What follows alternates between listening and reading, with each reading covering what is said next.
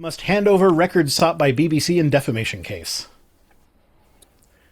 So, Trump is suing the BBC for, again, $10 billion. Do you think he's just out of money? No, he can't be out of money, not with the way he's raiding the public coffers. That's not fucking possible. Like, maybe he was before the presidency, but not now. So the thing that happened that's causing him to sue is that there is a British documentary show called Panorama, and they edited.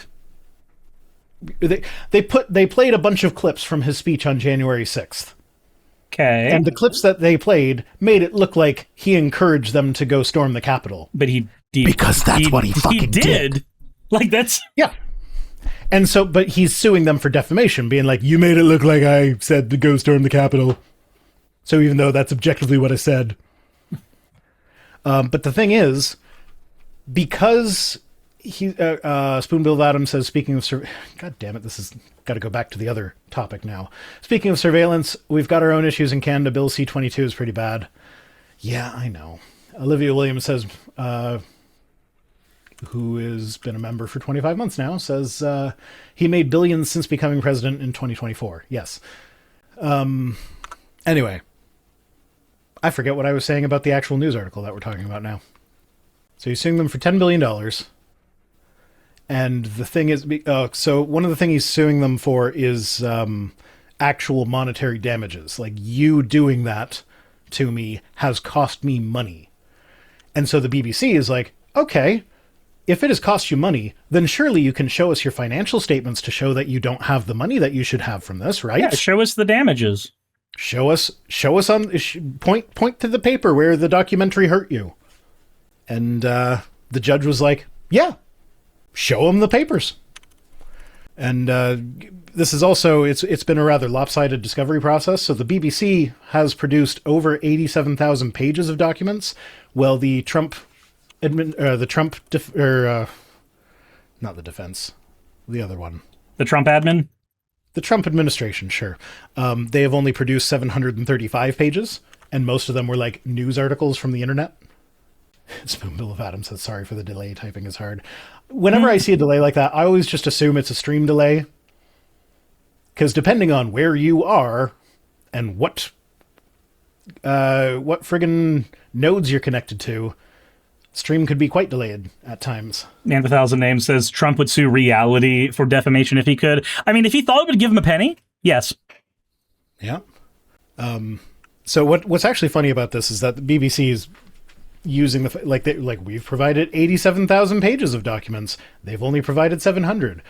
One of the common tactics that you use in the discovery process is you provide way too much information in the hopes that they won't have time to get to all of it. Yeah, you overwhelm. And so the actual pertinent stuff will be buried somewhere in the middle. So this almost, like, I don't know if 87,000 pages is actually reasonable in this case, but you know, there is a big discrepancy between 87,000 and 735.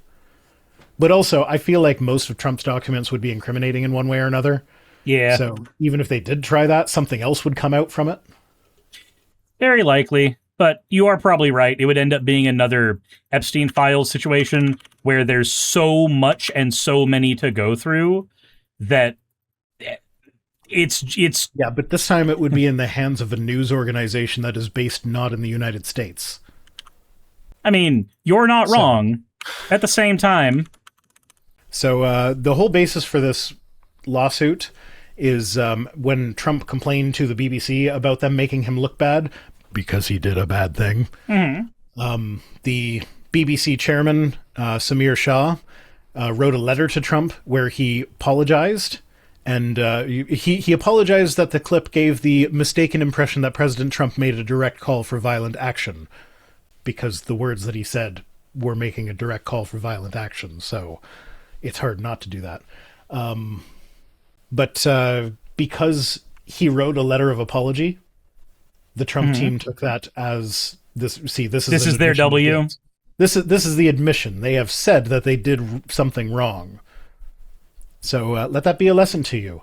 If you're ever in an accident or something, do not ever apologize to the other person. Because then when they're suing for medical damages or whatever, they're gonna use that as fault. They can be like, hey, they apologized to me, which means that they felt like it was their fault. So the fact that they're up here in front of the court saying, no, it's not my fault, that is wrong. So never apologize when you're in an accident. You shouldn't even, like, depending on how bad it is, you shouldn't even talk to the other person. Like, last accident I was in, I was rear-ended, and I was driving a beater car that I didn't really care about, and I was late for work. So I, like, just got out, looked, and was like, it's dent in the bumper, whatever. I'm fine. Are you okay? Just go away.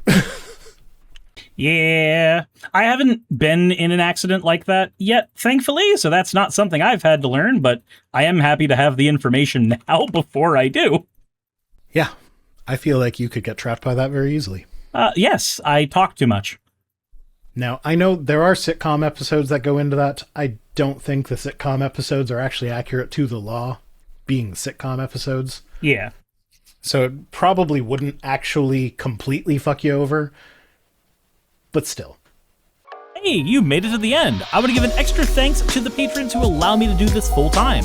I want to thank Aaron Rail, Astral, Britzkrieg, Jemshin, Poundini, Red Joker, Victoria, Jonas, Craig, Tarika, Fireshard, Smiling GM, John, Dren Hadamada, Creeper, Sagitta, you know I'm not saying that last part, Sylvie Snow, Valis of Seraph, Ottoman Angel, Rooster Rachel, and Fire Panda, who are all my $20 and up patrons.